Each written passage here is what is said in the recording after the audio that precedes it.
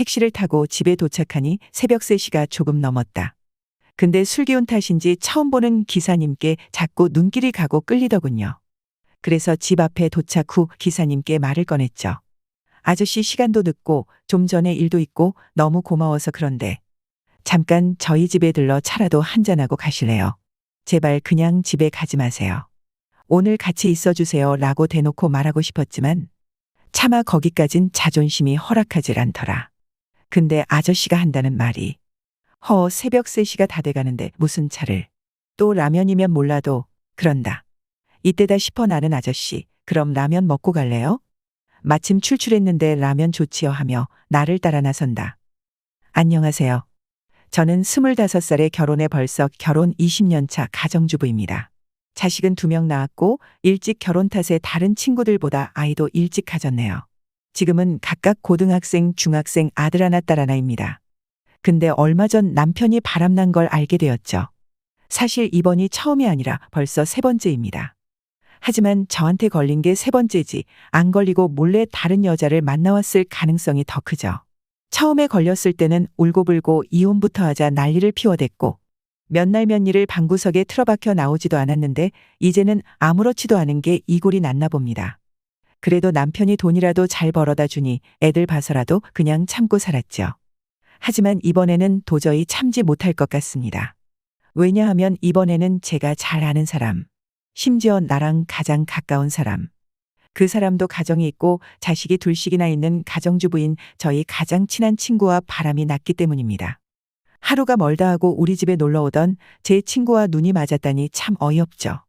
원래는 그 친구는 다른 동네 살았었는데 나이 들어 가까운 사람이 옆에 없으니 지내는 게 적적하다면서 우리 동네가 학군도 좋고 나와 가까이 살고 싶다는 말에 2달 넘게 부동산을 통해 동네를 돌아다니며 이사 올 집을 같이 보러 다니기도 했거든요. 하도 화가 나서 친구에게 전화해서 어떻게 그럴 수 있냐며 딴 놈도 아니고 친구 남편과 붙어먹다니 네 남편한테 이 사실을 모두 알리겠다고 했더니 절대로 안 된다면서 친구는 펄쩍펄쩍 뛰면서 잘못했다고 하는데 세상에 믿을 사람 하나 없다는 말이 실감이 나더라고요. 어쩌면 그럴 수가 있는지 지금 생각해도 어이가 없네요. 지금까지는 신랑이 바람펴도 집에는 꼬박 들어오고 생활비는 빠지지 않고 통장에 잘 넣어주니깐.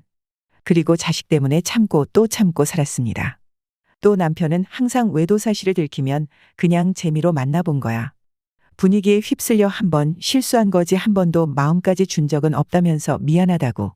늘 제가 마지막 여자라고 했고요.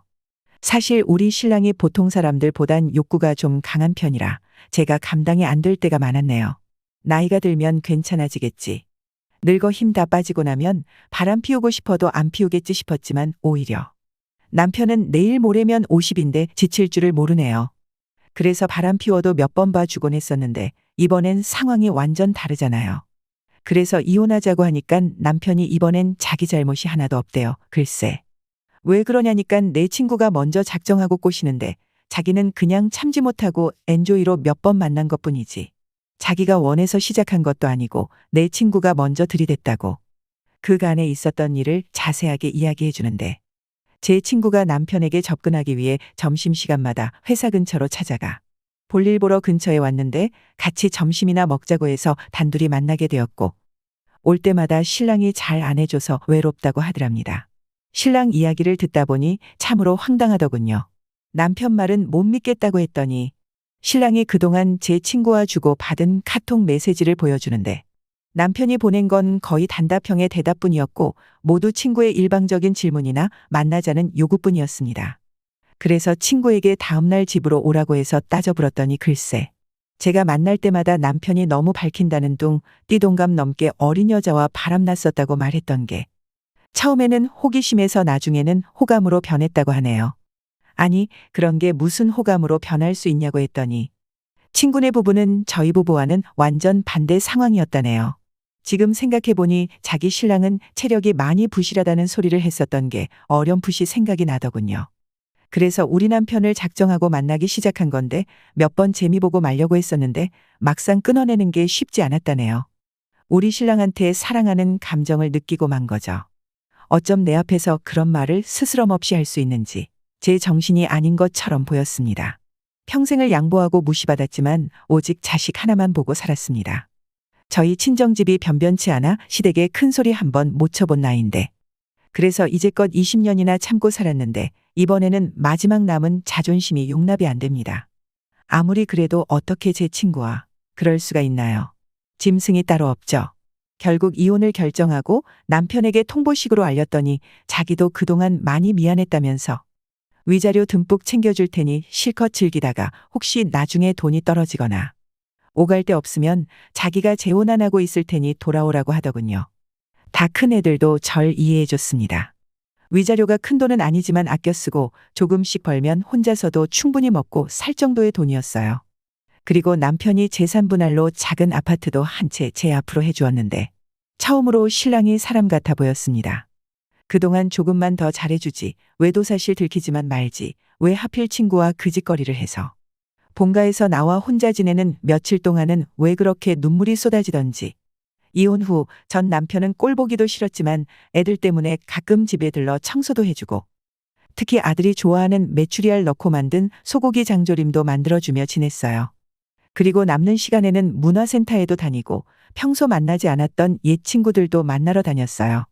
하루는 친구 집에서 밤늦게까지 놀다가 집으로 가기 위해 택시를 기다리고 있는데 갑자기 올라오는 술기운 때문에 다리가 후들후들거리고 속까지 메스꺼리는 게 몸을 가누기 힘들 정도였다. 다행히 날 손님으로 여겼는지 택시 한 대가 내 앞으로 스르륵 다가와 차창을 내리더니 혹시 택시 기다리시는 건가요? 50대 중반으로 보이는 아저씨가 내 쪽을 향해 물어온다. 난 조금이라도 빨리 집으로 가야겠다는 생각뿐이어서 급하게 택시 뒷좌석으로 올라탔다. 아저씨, 연남동으로 가주세요. 그런데 택시 안에 히터 열기 때문인지 술기운이 점점 더 올라와 금방이라도 토할 것만 같았다. 그런데 기사 아저씨가 내 상태를 확인했는지 손님 잠시만 꾹 참고 계세요.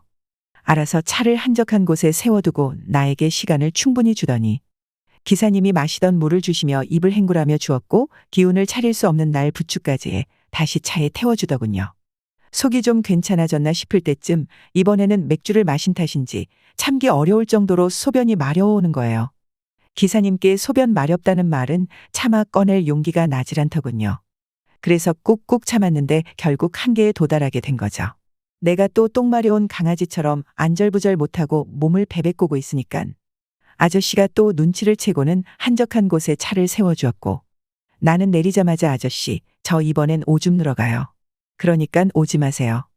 그러면서 한쪽 구석으로 마구 뛰어갔죠. 그 상황이 어찌나 긴박했는지 나도 모르게 볼일을 보고 났는데 글쎄 치마자락 한쪽이 젖어 있는 거예요. 그래서 어찌할 줄 모르고 그 자리에 한참을 서서 멘붕에 빠져 있는데 기다리는 사람이 나올 생각이 없으니 아가씨 무슨 일 있어요? 휴지 가져다 드릴까요? 그러는 겁니다. 그래서 아저씨한테 솔직히 말을 했죠. 아저씨 볼일 보다가 제가 치마에 약간 지렸는데 물로 대충 헹구기는 했는데 치마가 좀 젖은 상태예요. 어쩌죠? 아저씨는 갑자기 자기 웃도리를 벗어 직접 내 허리에 둘러주더니 이제 됐죠? 그러면서 차에 타라고 했다. 뭐야 이 아저씨. 그때 완전 감동을 먹고 말았네요. 이제 살만해지니깐 그때부터 아저씨에게 관심이 생기기 시작하는데 얼굴이 동글동글하게 생겼고 배가 살짝 나왔는데 방금 전 나한테 베푼 친절함과 매너 때문인지 자꾸 귀엽게 보이는 겁니다. 처음 보는 남자한테 볼 거 못 볼 거 다 보여준 마당에 미안하기도 하고 가는 동안 허심탄회한 대화를 주고받다 보니 왠지 모르게 기사님이 오랫동안 알고 지내온 사이처럼 편안하게 느껴지고 20년 넘게 살았던 남편과는 달라도 너무 다른 과의 남자인 거예요. 술기운이 남은 탓인지 편안한 기분 탓인지 대화 도중에 나도 모르게 잠이 들고 말았고 한참 뒤에 깨어나 정신을 차리고 보니 우리 집 아파트 주차장인데 아저씨가 2시간 전에 도착했는데도 내가 너무 꿀잠을 자고 있어 차 안에서 깨우지 않고 절 기다리고 있었던 거예요. 아저씨, 벌써 시간이 이렇게 됐어요. 왜 안 깨우셨어요? 이래저래 사건 사고로 아저씨에게 너무 미안해했더니 아저씨는 오히려 괜찮다며 자기 집도 이 근처고 마침 퇴근할 시간이었다며 신경 쓰지 않아도 된다고 했다. 너무 고마운 나머지 무슨 생각이었는지 그때가 새벽 2시가 넘었는데 택시 안에서 한참 대화를 나누었다. 아저씨 택시일 힘들지 않으세요? 저같이 진상 손님 만나면 힘드시겠다. 라고 물었는데 그때부터인 것 같다. 아저씨 특유의 웃음이라 해야 하나. 배우 백윤식이 떠오르는 호탕한 웃음을 지으면서 아가씨 같은 이쁜 진상이면 나야 좋지 그러는 거다. 아저씨, 혹시 저 같은 스타일 좋아하세요? 저는 남자한테 인기 별로 없는데 심지어 전 남편도 저 싫다고 어린 여자 만나서 바람피다 걸려 이혼했는걸요. 그때부터 분위기가 조금씩 이상해지기 시작을 하면서 왜 그렇게 아저씨가 사랑스러워 보이는지 나는 대뜸 아저씨 혹시 결혼했어요? 라고 물었다. 아저씨는 5년 전 사별하고 혼자 지내고 있는 호랍이란다. 난 생각할 겨를도 없이 아저씨 시간이 너무 늦었는데 저희 집에 가셔서 라면 드시고 가실래요? 했더니 아저씨도 좋다고 따라 나선다. 택시기사 아저씨는 전 남편보다 돈도 없고 외모도 별로였지만 나 하나만 사랑해주는 사람이다. 또 뭐든지 먼저 해주고 나한테 물어본다. 여자는 남자한테 사랑받아야 행복하다는 걸 이 남자로 뼈저리게 느끼고 있다. 나중에 알게 된 사실이지만 아저씨 아내가 여고동창 모임에 참석해 3차까지 갔다가 귀가 중 사고로 돌아가셨다고. 그날 내가 돌아가신 아내와 비슷한 상황이라 술에 취한 여자를 혼자 내려두고 그냥 갈 수가 없어 기다렸다네요. 사람이 인연이 되려니 이렇게도 만나게 되네요. 다들 행복하세요.